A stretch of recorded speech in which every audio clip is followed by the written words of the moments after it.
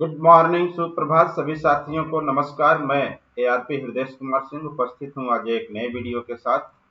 आशा करता हूँ आप सब स्वस्थ एवं सकुशल होंगे। साथियों, आज के इस वीडियो में हम चर्चा करेंगे डीएलएड प्रशिक्षुओं के माध्यम से आकलन कराए जाने के संबंध में। साथ ही जानेंगे आकलन हेतु निर्धारित दक्षताएं कौन कौन सी हैं। बड़ा ही महत्वपूर्ण वीडियो है साथियों, क्योंकि इस बार जो डीएलएड प्रशिक्षुओं के द्वारा आकलन कराया जाएगा उसमें दक्षताएं अब बदल दी गई हैं। पहले की दक्षताएं जो निर्धारित थी वे अब नहीं है। तो बदली हुई दक्षताएं कौन कौन सी हैं आज के इस वीडियो में हम चर्चा करेंगे। आप सबसे अनुरोध है, यदि वीडियो अच्छा लगे तो प्लीज चैनल को सब्सक्राइब कर मेरा उत्साहवर्धन अवश्य करें। साथ ही वीडियो को लाइक, शेयर एवं कमेंट करना ना भूलें। तो चलिए देखते हैं साथियों, डीएलएड प्रशिक्षुओं के माध्यम से किन किन दक्षताओं पर इस बार आकलन किया जाएगा। ये वीडियो डीएलएड प्रशिक्षुओं के लिए भी लाभप्रद होगा। वे भी इन दक्षताओं से अवगत हो सकते हैं। तो आइए देखते हैं वे दक्षताएं कौन कौन सी हैं जो निर्धारित की गई हैं अब आकलन हेतु। ये राज्य परियोजना कार्यालय का आदेश है साथियों। निपुण भारत मिशन के लक्ष्यों की समयबद्ध प्राप्ति के दृष्टिगत वर्तमान शैक्षिक सत्र में डीएलएड प्रशिक्षुओं के माध्यम से विद्यालयों का माह दिसंबर 2024 तथा माह फरवरी 2025 में आकलन कराए जाने के निर्देश प्रेषित किए गए हैं। माह दिसंबर 2024 का आकलन नामांकन आधारित होगा साथियों। नामांकन से तात्पर्य यहाँ ये है कि जिन विद्यालयों का आकलन माह दिसंबर में होना है वे अपना नामांकन बीईओ पोर्टल पर करेंगे। उन्हीं विद्यालयों का इस माह में आकलन होगा। शेष सभी विद्यालय जो रह जाएंगे साथियों, फरवरी माह में उनका आकलन कराया जाएगा, ऐसा आदेश है। उक्त आकलन में किसी विद्यालय को 80% से अधिक बच्चों के निपुण पाए जाने पर विद्यालय को निपुण विद्यालय घोषित किया जाएगा। ये लाइन बड़ा ही महत्वपूर्ण है साथियों, ध्यान देंगे। 80% से अधिक, केवल 80 पर ही नहीं निपुण होगा, 80 प्लस होना चाहिए। 80% से अधिक बच्चे निपुण पाए जाने पर विद्यालय को निपुण विद्यालय घोषित किया जाएगा। और ये 80% होगा साथियों, सभी कक्षा के बच्चों का होना चाहिए। प्रत्येक कक्षा 80% से अधिक निपुण होनी चाहिए, तभी आपका विद्यालय 80% से अधिक निपुण हो पाएगा।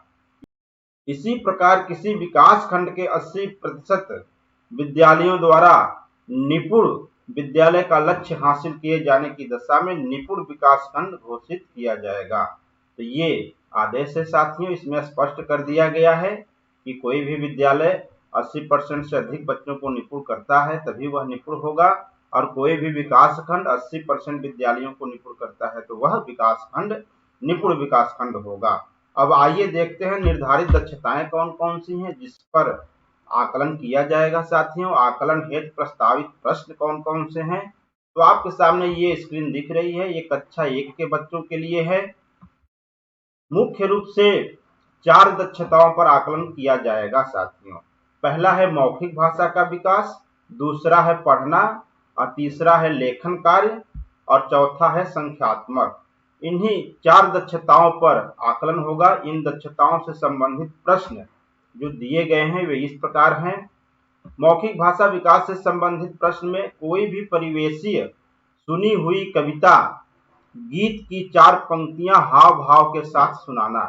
ये सुनाना होगा कक्षा 1 के बच्चों को। कोई भी स्थानीय कविता, गीत की 4 पंक्तियां हाव भाव के साथ।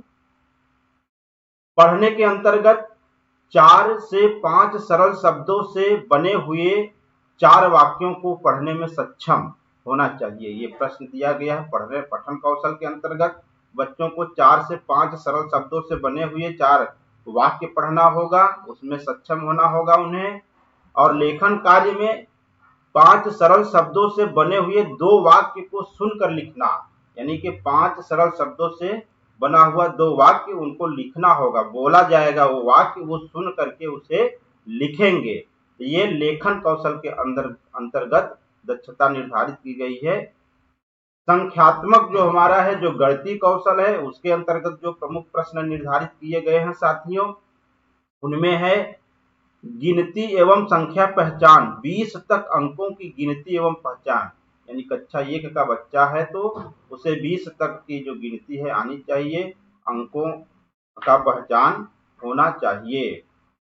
जोड़ और घटाव, जोड़ एवं घटाव वस्तुओं या चित्रों के माध्यम से 9 तक की संख्या का जोड़ एवं घटाव जिसका योग 20 से अधिक ना हो। यहाँ पर देखिए स्पष्ट लिख दिया गया है कि योग 20 से अधिक ना हो। बच्चों को नोट एवं सिक्कों की भी पहचान होनी चाहिए। इसके अंतर्गत 20 तक की भारतीय मुद्रा, नोट एवं सिक्कों का चित्र की पहचान, 20 तक की भारतीय मुद्रा जो गणित किट में दिया गया है साथियों, टीचिंग लर्निंग मटेरियल में, उसमें बहुत ढेर सारी मुद्राएं हैं, नोट और सिक्का दोनों रूप में उपलब्ध है। तो वो बच्चों को आप लोग पहचान कराएंगे ताकि उस दिन 20 तक की मुद्रा, नोट एवं सिक्कों के माध्यम से चित्र के द्वारा बच्चा पहचान ले और अपनी दक्षता पूर्ण कर सके।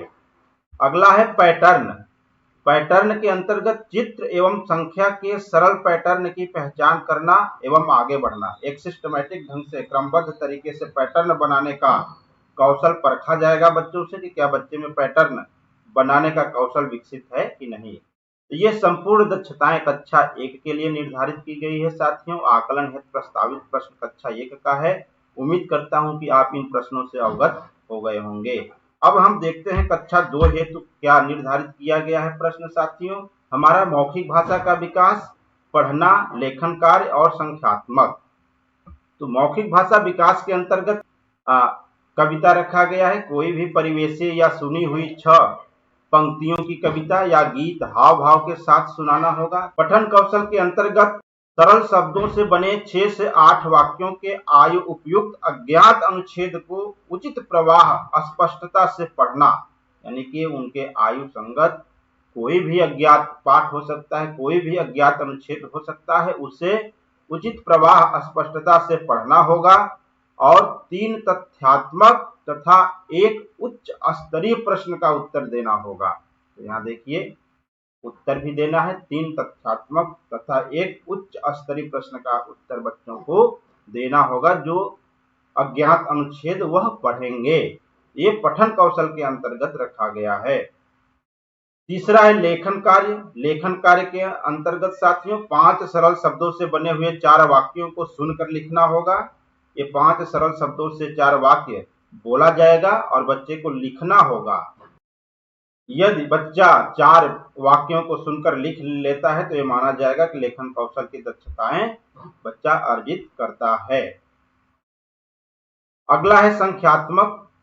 संख्यात्मक साथियों ये गणितीय कौशल के अंतर्गत है। इसमें 5 उपदक्षताएं जो निर्धारित की गई हैं वे इस प्रकार है।